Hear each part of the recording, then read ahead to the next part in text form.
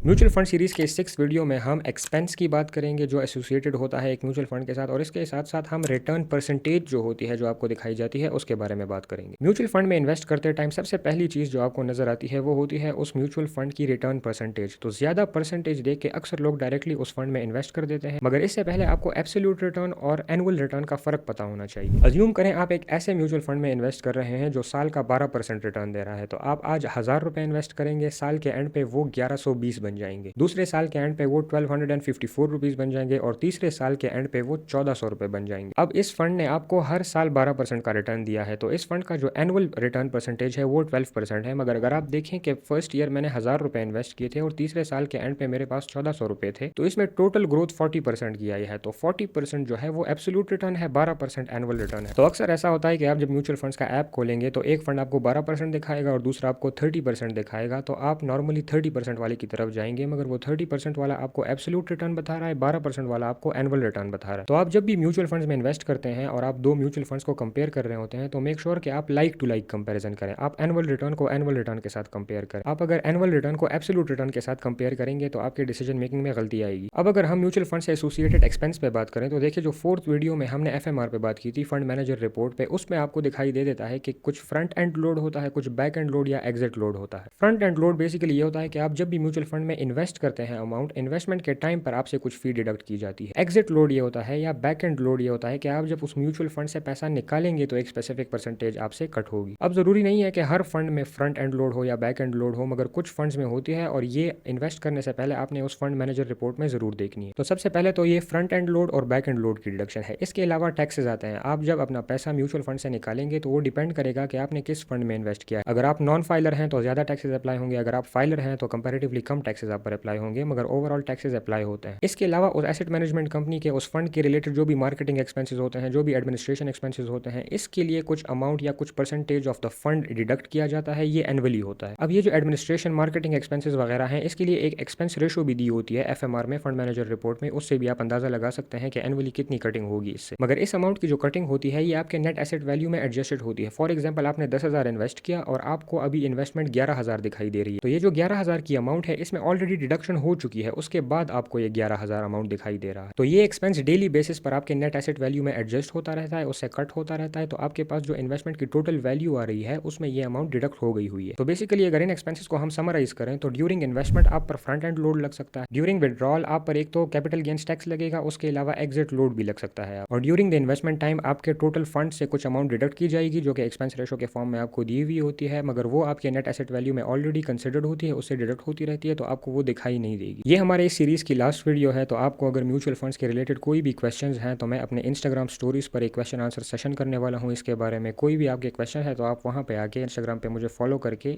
वो क्वेश्चंस पूछ सकते हैं।